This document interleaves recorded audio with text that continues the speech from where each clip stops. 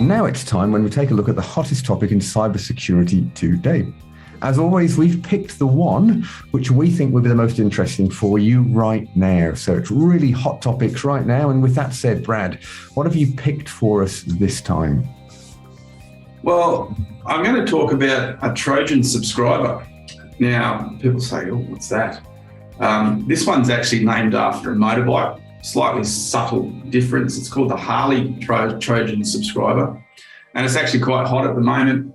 So there's two phone platforms that are used by, I'd say, 95% of the earth, and that's Android and Apple. So this particular piece of malware is for mobile phones, and it's quite crafty the way that it works. And what a Trojan subscriber is people love apps. Okay, I for one know that my phone probably has too many apps, and a lot of them I don't use. But people obviously see some new app out, some new game out, they get told by their friends, go and check this game out or go and check this app out, it's really good. And they obviously go down, download the app.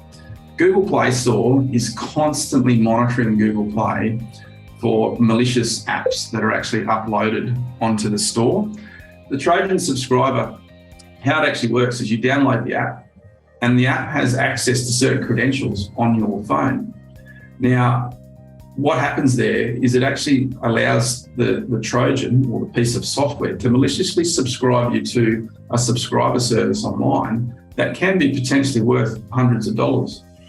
Now, what these hackers do is when you subscribe to that legitimate subscriber service, they actually take a clip of that money as a referrer. Now, you might think, oh, how does that work? The app's worth $50, $100. You get that on your phone bill next month that you've subscribed to this subscriber service. They get their $10 from that $100.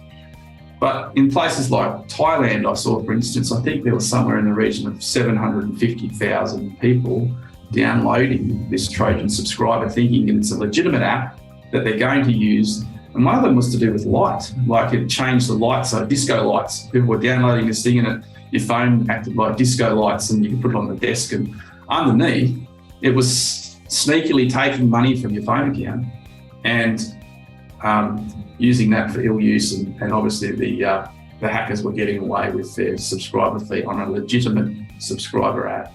So there are things to watch out for. How do you actually get around that sort of stuff? Well, you can put antivirus software on your phone. Most of the big antivirus vendors offer software for your phone. Obviously, make sure the app's trusted and that it's not new. Like, new apps are generally the ones that people go for, but do your homework on that sort of stuff. And in general, just be very conscious of what an app does. And it's really, really important that you don't just sort of get on the App Store or the Google Play Store and start downloading everything you can because you've been told about it or you've seen something about it, and make sure it is the actual correct application. So yeah, maybe a good hint as well is if something's really hot to trot and gone a bit viral and everyone's doing it, maybe exercise some caution.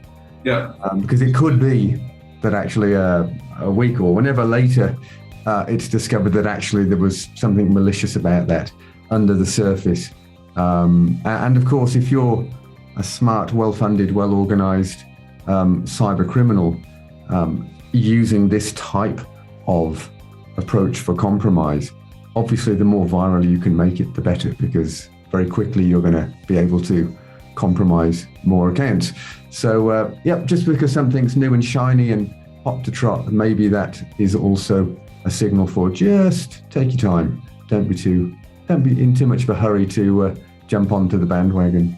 And we'll put some links, Matt, to Harley Trojan subscriber for blogs that we've read about it. Great.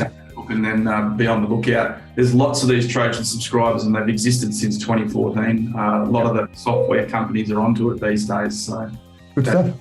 Yeah. All right. Thanks, Brad. We're coming up on time. And look, we create this content because at some stage, everyone on the planet is likely to become a victim of cybercrime, and we don't want you to be one of them. So remember, if you're ever in a position where you think you may have been hacked, go to help.cyberheroes.com to read and download the cheat sheet that shares with you the 5 steps that you should follow immediately. From Brad and I, thanks as always for investing your time to keep yourself safe online. We'll see you next time. See ya.